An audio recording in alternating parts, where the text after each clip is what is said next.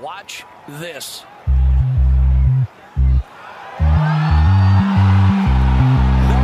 way!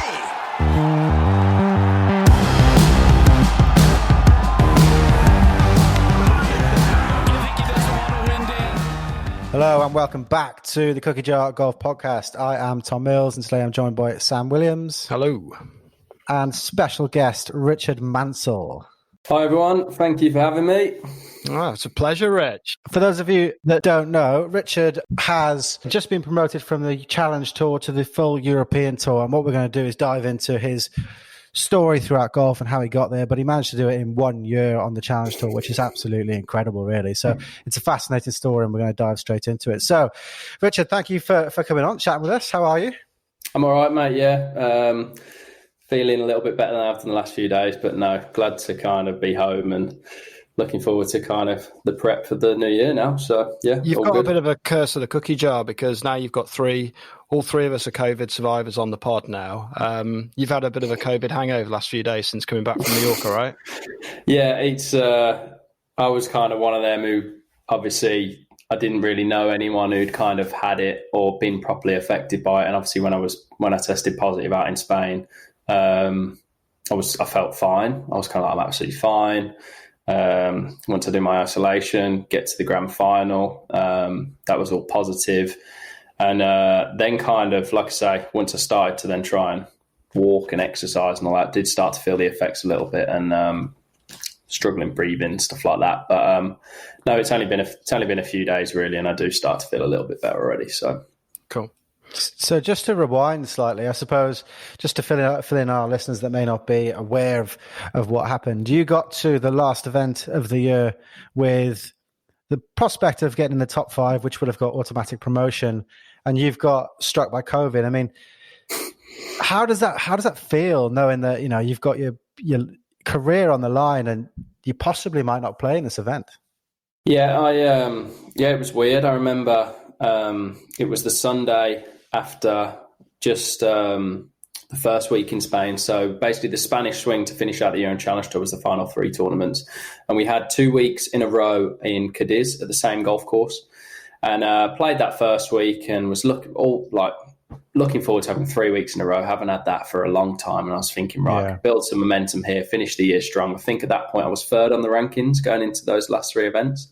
And that 3rd to last week, so the first week in Spain, played great. Got really unlucky the first round. And then the final 3 rounds played really well. Had a solo 2nd place finish, which potentially, well, now looking back, yes, it guaranteed I was going to be top 5, but it wasn't always going to be like that. Like I say, I mean, if people close to me played well, or they could have overtook me and stuff. So yeah, solo 2nd place finish there. Buzzing for the next week, thinking, right, I know what I need to do. I know what I need to do to win round here. We've got the same golf course. Retested on that Sunday after the round. I'm at dinner and everyone else has got their negative results back, their text, their email, and I've literally had nothing. And I'm thinking, what's going on here? Like, anyway, I'm literally sitting there at dinner and the doctor from the tour and a couple of the guys in charge literally came and grabbed me and took me inside and said, we've got some news. You've tested positive. We've ran the tests back 3 or 4 times, and every time. Wow. And I genuinely thought they were having me on because I just had a great day. Sick joke. Yeah, picked up a good paycheck. Great banter, isn't it? Finish. I literally thought, like, you're having a laugh. And they said, no, like, we're being serious. You need to get back to the room and we'll have a phone call with you in a bit with the doctors from the tour. And I was just honestly walking back to the room. I literally just broke into tears. I didn't know what to say. I was just, all of a sudden it was like I'm done. Like, that's it. Like, I'm going to get taken over. There's literally only 5 spots. I genuinely, everything negative just came on. I've never been from having like such a high to such a low in such a short amount of time. Anyway, then I had to go and tell Todd, who was my roommate. They obviously told him, and he didn't believe me. I told my caddy because he was going to be meeting me out at the grand final. He literally, for 5 minutes, I've got the text, and he was just like, I won't say what words he was saying, but you're having a laugh, like, no chance. Like, yeah, because I joke about stuff like that quite a lot. And this time, generally serious. It's no one believes you, but It's the boy who cried wolf. Yeah, literally, because it was a good week. My manager, the same. No, you're joking. My fiance back home, like no one believed me, and it was just like I'm genuinely serious here. Like I don't know how these next 10 days are gonna, but I've told I've got to stay in my hotel room. So yeah, it's an odd one, isn't it? Because if you think about it, like I joke about this because as Sam and I both had it, and if you had an STD, you'd be like, "Oh, I've done something wrong, but I've got to tell everybody."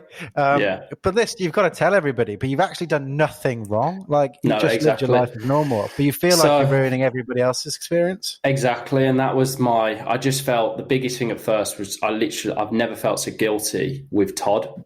So Todd tested negative. I obviously stayed in a hotel room with him that first week. Because of that, he then had to isolate as well. And he tested negative, nothing wrong with him. There was nothing wrong with me. I had no symptoms, nothing. And I was like, I'm so sorry, because I thought we were both out at the final 2 weeks of the year and we wouldn't be playing again for months kind of thing. Yeah. So anyway, that happened. And like I say, I mean, it's just one of those things. And things have worked well since then, but it was a whirlwind of emotions, so I'll put it that way. Well, coming out of it was pretty interesting because I was kind of staying close to the coverage and the news on the European tour and stuff. And you think you got the clearance, didn't you? Fly in on the Wednesday night. So Connor's the sort of unsung hero of Team Mansell, isn't he? Really? Here's another one for you. So they gave us the choice with the test they weren't going to run the tests until after everyone had finished their round on Sunday. They weren't going to send everyone's tests off because potentially, like for example, I was in second, but I was potentially leading the tournament the first week. And I did my test before my round, but they sent everyone's off after. For example, they could have come, if they sent it up before, they would have had to come and get me on the golf course and say, you've got COVID, so that was the reason they didn't do that.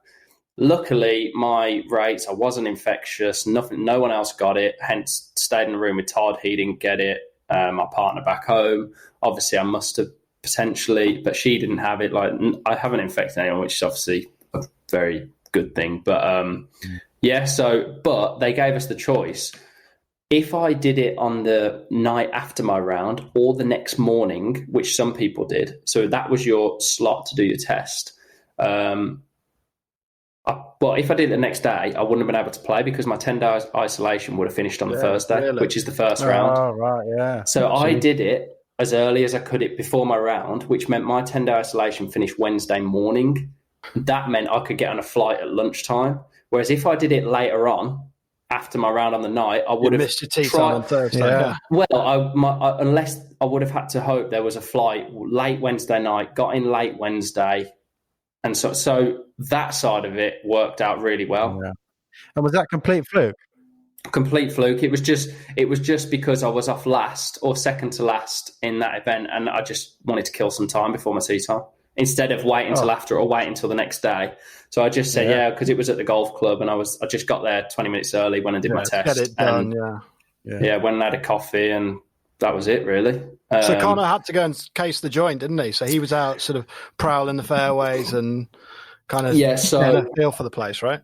Another one, like I didn't know until I had to be retested on the Monday, the day after, and again came back positive, and then I had to go to the local Spanish hospital to do a test for Spanish law because it was in Spain. So obviously I had to leave my hotel room to get in my car, go to the Spanish hospital, but I had to do it like medical mask, all of this. And there was a couple of players who saw me, and obviously what news spreads fast, and they were like, it was like I was a zombie. I'm not even joking. They literally backed away, like hid their fan. I'm like, and they were like, they thought I was escaping. They thought I was literally like, I was like, I've got to go to the hospital. And they were like, what the hell is going on here? And I was literally, it's mad. And then even in Mallorca, I mean, they told me I had to wear a medical mask.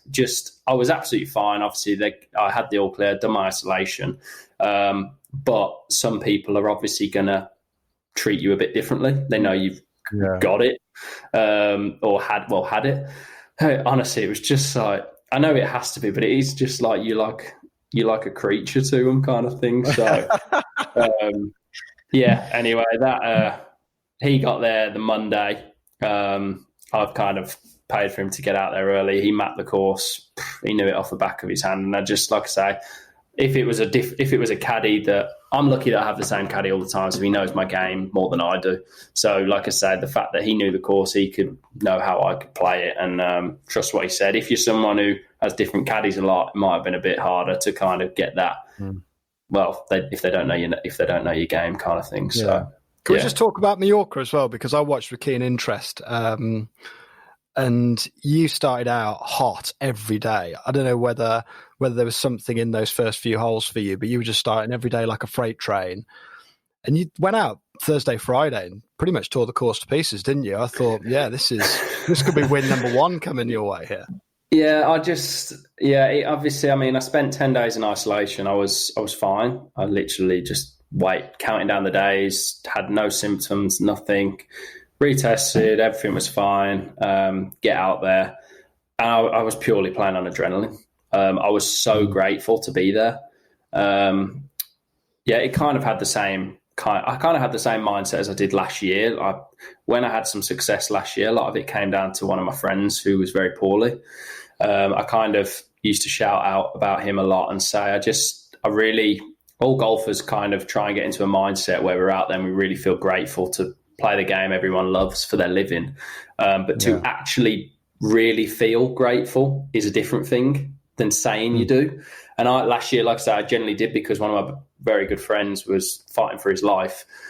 And then this was a similar thing. It was kind of like I've had 10 days stuck in a room, looking at the same walls, watching leaderboards, trying to figure out how it can all happen. And then it's like I'm back on a golf course and I'm back doing what I love. And I generally it was like low expectations, just enjoy being there. And I really did.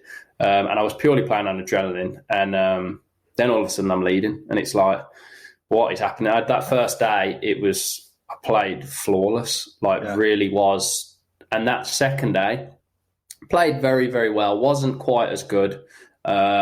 But the putter saved me, which I don't tend to say very often. You had the rake out all week. I was just watching you drop bombs from 30. Honestly, yeah, it was ridiculous. I'm normally the person who just birdies the par fives by 2 putting and relies on stiffing it. So,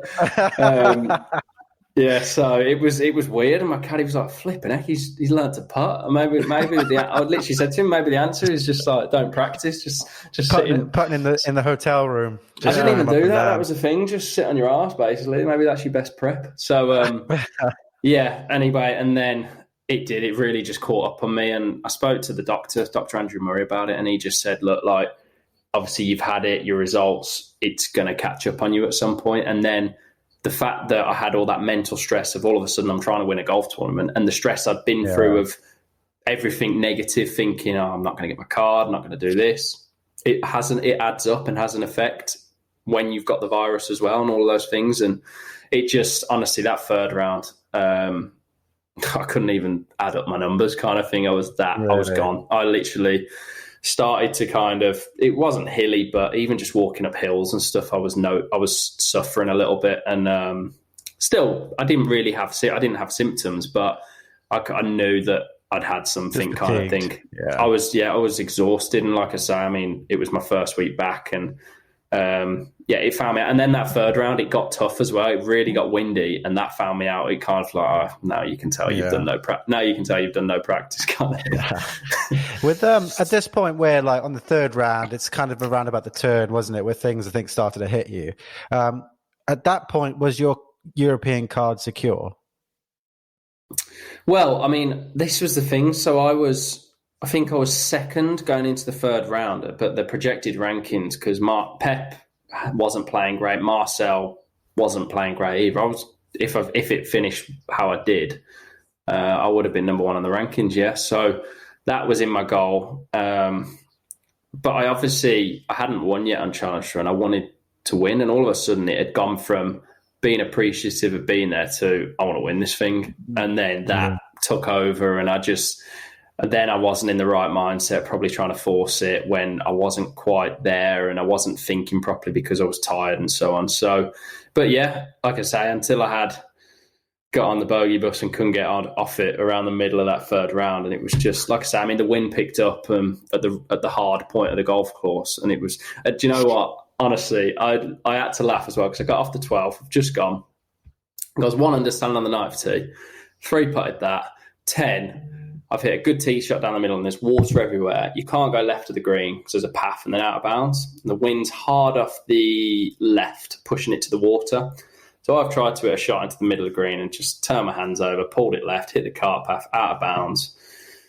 Anyway, I hit my next 4th shot on the green. And I'm about to hit this 30-footer and someone right behind the flag started walking to get out of my way. And I'm thinking, just stand there. Like, there's literally a few spectators. I'm like, you're the only spectator. Even do, yeah. And anyway, I was that, because I just hit one out of bounds, I was fuming. Whack that one about 10-foot by, 3-putted that. So I've gone triple there. The next hole, gone par 5, obviously trying to chase it now, gone for the green in 2 out the rough, pulled it left. I'm in the bark. Then I've played it over the green in the bunker. Don't know how it's plugged. Don't get up and down bogey. I'm thinking, what is going on? Anyway, next hole, par 3. It's probably the hardest hole on the course, 230 yards, water all around short and right of the green. Front right pin.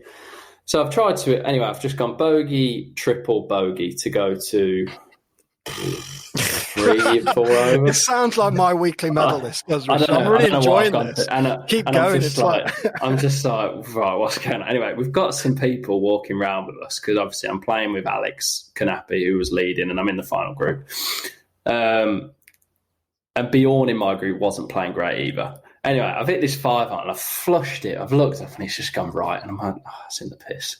It is in the piss. Anyway, it's kicked in I'm gone up there and I'm hopeful it stayed up, but I knew it was in there. And there's people and they've gone, yeah, it didn't. And they're like, do you reckon it crossed? And I'm like, it didn't cross. Like, I'm walking back here. So I've got 9, I've had to drop it. And as I'm walking off the tee, this Spanish guy looks at me and my hat's on the top of my head. I'm just like, what is going on? I don't know, because I haven't even got the energy to get annoyed at myself kind of thing. And he's looked at me and in this Spanish accent has gone to me, what are you doing? I have a bet on you. honestly, it just made me absolutely piss myself. Honestly, I was just like, that is brilliant. You're annoyed at me because you've got a bet on me, and I'm about to bloody lose my card. Like, you're there, buggery to get yourself I am the European tour. I feel like I'm in World War III, and you're telling me you've got a bet on me, and asking me what I'm doing because I'm making bogeys every hole. To be fair, you corrected the situation though afterwards, so maybe there was a bit of divine intervention there. So, exactly. You know. So I did. I dropped my ball from 90 yards, stiffed it, made a good bogey in the end. Played a shocking round of golf. My caddy literally said to me after, she said, I'm not going to lie, that's the worst round of golf I've ever seen. Because even, to be fair, even when I was on the front 9, I shot level, but the first 2 holes came out like it was unbelievable. And then 3 to 9, I was hanging on for dear life. And he was like, it was bound to happen because you were I was like, hitting wedges to 60 foot kind of thing. It was awful. I just had no control. And, yeah, he was like, it was the worst round of golf I've ever seen you play. It's whatever. And I was just like, look, like, I know. And the next day, shot 1 over. Wasn't very good, but it was commercial. Enough. They got the job done, which is what it's it was all enough, about, yeah. Right? And like I said, I was just ready to kind of see the back end of the week. And even then, like I was waiting because, and with a few holes to go, there was guys at the top of the leaderboard who I was like, I need you not to be at the top of the leaderboard because I'm going to get lapped here.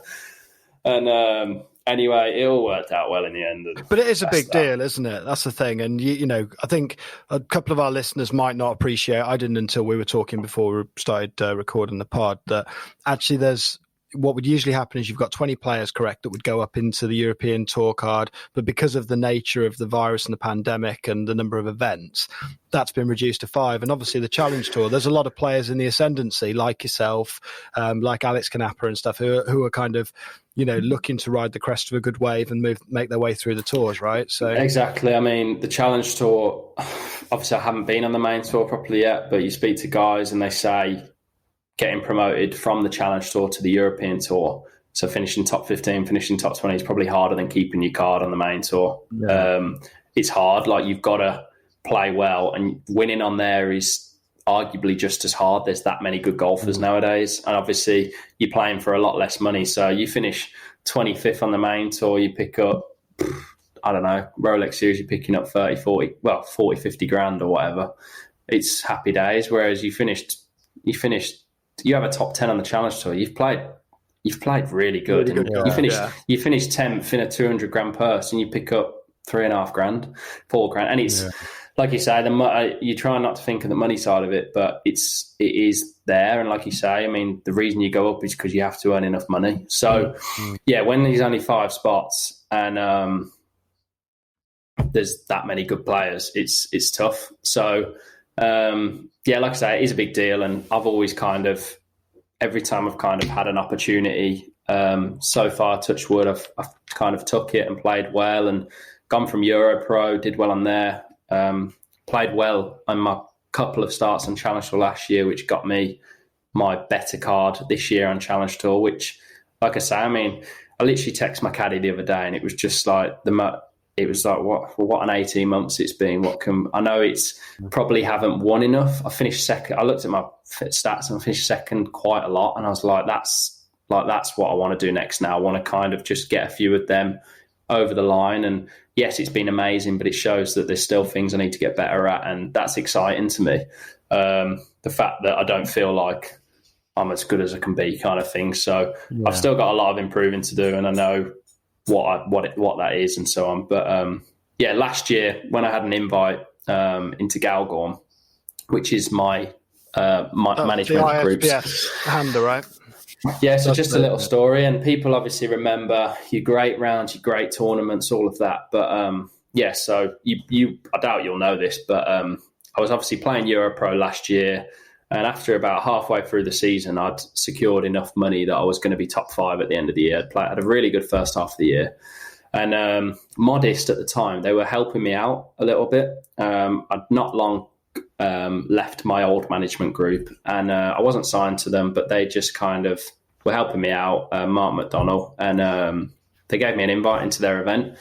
And I was like, because I'd already secured enough on Euro Pro, I was going to play it. And anyway, first round I shot 500 and I was in second, and I get out the next day, and great event, hospitality, actually a few spectators. So for me, that was like quite cool, because you don't really get that much on Euro Pro and stuff, and grandstands and things like that. It was quite cool. Anyway, so that second day, I'm 8 over par after 15 holes. I'm 8, and it was just like, what is going on? Like, I'm outside the cut here, and I literally my caddy, I remember it like yesterday on the 16th tee. He goes, look, like, this is what you've got to do. Like, we've got to make the cut here, or you're done on Challenge Tour for the year, back to Euro Pro. And he's just like, you always seem to do something when you got to do something. Anyway, 16, fairway, hit it to a foot and a half, birdie. 17, fairway, hit it to a foot, birdie. 18, it's like 5, I don't know how far it is, and I've hit the longest drive I've ever hit in my life. And you normally hit like 3 within. I hit 6 iron to like 7 foot on this par 5, and I've missed it to finish birdie, eagle. So I finished birdie to make the cut. And then when I was looking like not making the cut, had a really good weekend, snuck a top 10, finished 10th, which that top 10 got me into next week in Belgium. And then you went on the European. Was that when you went on to win the Euram thing? No, so that was this year. Last year in Belgium was the KPMG trophy, where I got in because of finishing top 10 at Galgorm, which I only finished top 10 at Galgorm because I finished birdie when I was 8 over to make the cut. That next week, I shot 66, 65, 64 on final group, shot 3 under the last round, finished 5th. Had a great week on Challenge Tour. That top 10 got me into the next week in France. And I was relying on finishing top 10 every week. And then I did. And I ended up finishing 64th on the Challenge Tour rankings in 7 events, which got me category 10 on the Challenge Tour. Category 10 on the Challenge Tour was better than category 13 that you get from finishing top 5 in Euro Pro. Yeah. So it all came back to when I was 8 over par and finished birdie, birdie, birdie. If I didn't finish birdie, birdie, birdie, I wouldn't be where I am now because I wouldn't have got into the Euro Bank this year with my category 13 from the Euro Pro. It's and amazing. a couple of the co-sanctioned Wow, events. And the events at the start of the year in South Africa as well. But that's the mental thing, isn't it, Rich? Because you look at, I mean, most people who sit at home and watch golf at weekend, myself included, you watch the PGA and you'll think, well, Brooks Koepka will turn out at a weekend. He might not. He looks like he's not giving it his all. He might have a bad week, but it actually makes literally no difference. Whereas, when you're kind of trying to climb your way through Euro Pro, Challenge Tour, you're looking at trying to kind of constantly get the next, status on the next tour. It actually comes down to those few key moments, and 100%. And every golfer can learn a lot from being kind of way off the pace after 14 or 15 holes, digging deep and putting a score in. And that's incredible when you think the difference that's made by just resetting on the 16th tee. 16, and it was just I was 8 over and I wasn't playing that bad. It was just a bit tough that day, and I kept missing it. I remember I had shafts in my irons that weren't right for me, and it was going too low. So I was hitting into wind and it was going my normal distance. So I kept going long and it was like, I don't know what to do here. Like I've hit a good shot and I make bogey. So that's what kept happening. Same thing happened this year on the Challenge Tour in Italy. I will say this year, like before finishing second in that co-sanctioned event, I hadn't made a cut this year. I'd missed 4 cuts in a row in the Austrian Open and then 3 in South Africa. Well, obviously it's been a weird year for everyone, but had no form, and then finished second, biggest paycheck, almost got my European Tour card for a win finished second in my second European Tour event, but it counted on the Challenge Tour rankings, which was great for me. And then since then I've showed some good signs, but I hadn't really put together a proper good tournament that I was happy with. I went to Italy in the Italian Challenge, and the first 2 rounds I'm paired with Pep Angles and Matteo Manacero. So I'm thinking, right, Matteo, 2 weeks ago, he's just won an Alps Tour. And, this is a household name I've never played with him, but, people saw him as like the next big thing, won at Wentworth, youngest winner there. Like, the European Tour, like, even though he's very young still, he's like, this guy's quality. And I literally was just speaking to him when we were playing, and I was really struggling. Like that front nine, the first day, I could have been 6-7 over par, was awful. Anyway, I managed to shoot 2 over, I think. And then the second day, and then I shot 2 under on the back nine, but it wasn't great. So I shot level par and I was over the moon with it, but everyone was going deep. And I was like, I'm struggling here. And he spoke to me, and he just said, look, like, that's class. Like that's what you have to do, is when your back's against the wall, it's just, don't shoot 5 over. Don't do things like that, because, like you say, when you're playing great, golf's the easiest game in the world. But how are you when you're playing crap? And obviously, he knows, because he went from being top of the game and he fell off the earth, couldn't break 80, lost everything, confidence, the lot. And then I literally asked him, and he said his proudest moment in golf. Bearing in mind, this guy's won at Wentworth, playing the PGA Tour, and his proudest moment was 2 weeks ago, winning on the Alps Tour. Really. And he just said, honestly, I can't describe the mental state he was in for him to come back and trust the process that he's been going on for so long and go and win again. Even though it was on the Alps Tour, he said, it shows that the work I've been doing is right and he's on the right path. And he just said, because he was that gone mentally, hated the game, everything. And he's like, I love the game again, like all of this. And he just said, like, it's so important to go back to that kind of mindset. Anyway, that second day, the cut's going to be a couple under, 3 under, and I'm 2 over after 9 again. So I'm about 4 out the cut. And I'm playing awful, duffing wedges, stuff like that. Anyway, I went back to what I used to do. I just started kind of hitting my fairway finder, trying to fade it. I shot 5 under on that back 9 to make the cut, and then shot 7 under the final, because it got cut to 3 rounds because of weather. Shot 7 under the final round to finish 14th, pick up $4,500. Again, if I don't shoot 5 under on that back 9 the second day, I missed the cut, I wouldn't have played the last round to shoot 7 under. That $4,500 would have cost me my card this year. It's just unbelievable, the fine margin. So there's so many things, and you think back to like all of these little moments, and you're like, actually, when my back was up against the wall, that was so much more important to just grind out making the cut or something, to when you're playing great and you finish third or whatever, that's great. But you're going to have weeks like that because as a good golfer, when you're playing well, the game treats you well. But we all know this game's weird, and like you say, it can, you go through emotions that you can't even describe to people who don't play it, kind of thing. So yeah, it's really weird. Talking about Matteo and his Paris achievement being a couple of weeks ago, in what externally I suppose would be a less important event, but internally it was a true milestone. Yeah, I mean, this guy's sponsored by Rolex. He had everything, huge, you know, and his proudest moment was picking up €6,000 on the Alps tour, which probably means nothing to him money wise, but to be a winner again, play good golf, and like you said, I mean, that's proof in the pudding. If you play good golf, doesn't matter where you're playing. Good golf is good golf. Yeah, it also just shows.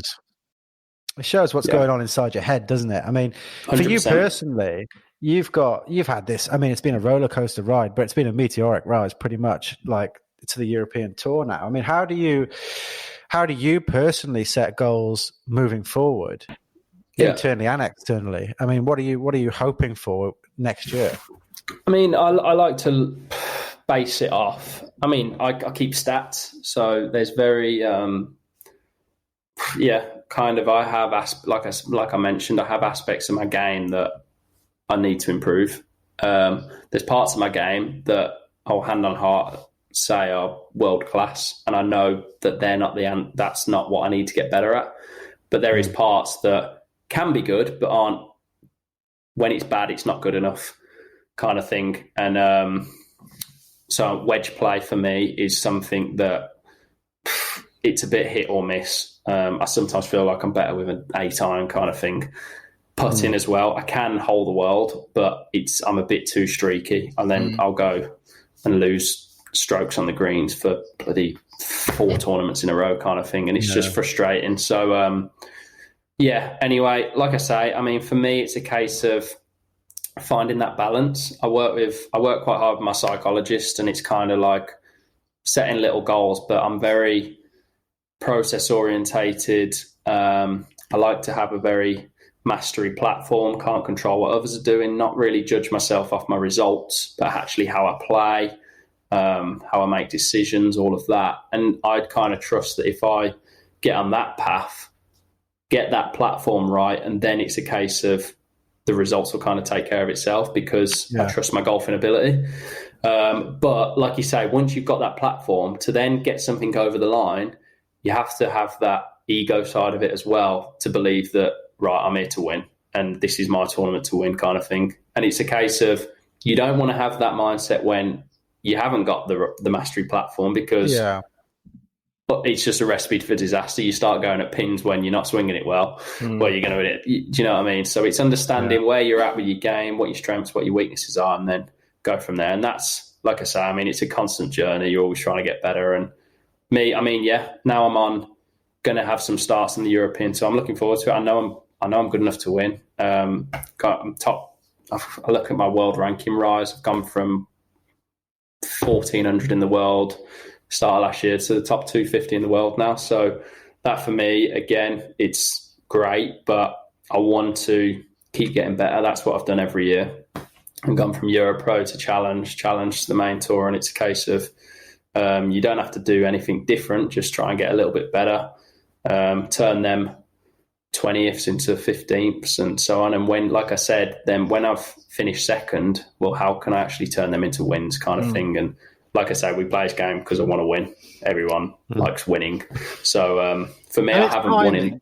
It's timing as well, isn't it? Like, if you pick up the right results when you've got the right strength of field, so you look at things like, events like down at Wentworth, for example, carry quite a high weighting. Exactly. And if you can start to find them at the right time, that catapults you up the rankings, because 100%. I mean, I'm guessing the next real big milestone is going to be, top 100 and, dare I say, top 50 in the world status, because that opens up the next Pandora's box, doesn't it, for you? I mean, I work on stuff like that, and I set goals, and I've got massive goals that I'm going to keep internal, just because I don't really like to shout about them. But it is for me, it's a case of, if I continue doing what I'm doing, it's like, well, why does there have to be a limit on it? There doesn't. I want to be playing on both tours. I want to have somewhere in America, a base in America where I can play on the PGA Tour, be top 50 in the world, playing in the majors, contending. And then it's a case of, once you get to that point, then you reassess again. It's like, right, now I want to win and I want to be a household name. And I don't think at my point you can just say, I want to be there. Obviously I want to be, but it's a case of there's steps you have to climb first, because otherwise it's not that it's unrealistic, but you haven't got a chance to get there because you're not going to be playing events that are going to put you top 10 in the world kind of thing. Do you know what I mean? So it's a case of small goals and keep climbing the ladder. And like you say, just keep reassessing and you do that. And you talk about ego versus mastery, because we've had a guy on the pod before called Gio Valiante, who's, obviously works with players and the mental approach. I've read his book, Golf Flow. Yeah, it's good, isn't it? And he talks good about that whole concept of ego versus mastery and how, it's not like one or the other. And like you say, it's a blended approach, but that intrinsic feeling about how you're playing golf and mastering the craft is the thing that underpins people's success. And if you become too wedded to, the kind of outward facing goals, whether it's OWGR status, performance in events, things that are out of your control, then you set yourself up for disappointment, or you hitch your wagon too much to things that can quickly turn against you. And I think he used a number of examples when we talked about it. Have you found that kind of work on the mental side of the game to be really helpful for you then, as you've kind of grown up and through it? I can't explain how important it is. It's just, like I say, we play the hardest game in the world. Even people will say it who don't play, but if you play golf, you understand, like, one day you can get up and you feel like you're Tiger Woods and you feel like you can't miss a shot. And then the next day it's like you've never touched a club. And it's a case of, well, how does that happen? And like you said, there's so many factors that make it so hard. And when you start to get ahead of yourself, it's learning how to control it. And I'm not there's pros out there who say, don't look at leaderboards or don't do that. And it's like, I enjoy doing that because I've spent my whole life, my whole childhood dreaming of when I'm going to be playing on tour and looking at my name on a leaderboard. Like, that's amazing. So why am I going to not look at it? Like, that to me just shows that I'm doing the right things. And then it's a case of, I spoke to my psych about it before going out to Spain. I just said, it's going to be weird. And I said, I know, I've been doing some good work. Again, that's why I was so frustrated that I couldn't play that second week. And then I had to go to the final having 10 days sitting in a room without practice, because I'd done some really good work leading into 3 weeks. Hence, I finished second in the first week, and I knew that I was in a good place. But it came back to actually when if I put myself in a pressure situation and you start to feel pressure and nervous, well, actually remind yourself that that's a good thing and that's what you practice for, and that's the position you want to be in. You don't want to be just playing. It's so easy on Sunday if you're in 45th position to go and shoot 6-7 under. It's so easy because all you're doing is trying to finish as high as you can. You got no pressure. But when you're in the final group or the final couple of groups and you're trying to win, shooting 5, 6, 7 under's hard. And because if you do it, you're probably going to win. So it's a case of actually, like you say, when you get yourself into them positions and moments, it's just a case of just roll with it and just accept you're there, and that's a good thing, and learn from it. If it goes wrong or if it goes right, learn from it, celebrate it, and then go again, kind of thing. So, yeah. You said that it's easier to, when the pressure's off, go around and shoot 7 under. And we're really conscious of your time, and you've been really generous of your time so far. But just as a few little parting gifts, when you came out of lockdown, there was a 59 watch going on, wasn't there? Yeah. Tell us about that. How did that feel? I was playing at my home club at Bow, with the general manager. First time I've ever played with him. He's an he used to be an assistant pro at somewhere in Wales. I can't remember the golf course. Now he's the manager at my place, but he doesn't play really much anymore. He's got his handicap of probably 6, maybe. Don't know exactly. But I remember playing with him, and he's been asking to play for a while, and it was just like, oh, come on, if we're playing for something, let's play. And I was like, do you want 10 shots? I don't know, 10 shots, whatever. I remember starting, I was flying at the start, and it was just like one of the first rounds. It's got to break again. hard to even get near you. Again, we played match play. I think I won 8-7 or something. But then it was a case of I was. I don't know if you know, Bo. You had an ace, didn't you? I had a hole in one on the 8th hole. Yeah, par 4 up the hill. Up the hill. It was. I mean, it was. Normally you can't get close to that green, but it was burnt out. Wasn't it, that time? Bo can get fiery, and had a hole in one. Anyway, I had to finish. So walking up to that hole, just quickly, we can't skim past that. So did you see it go in the hole in the par 4?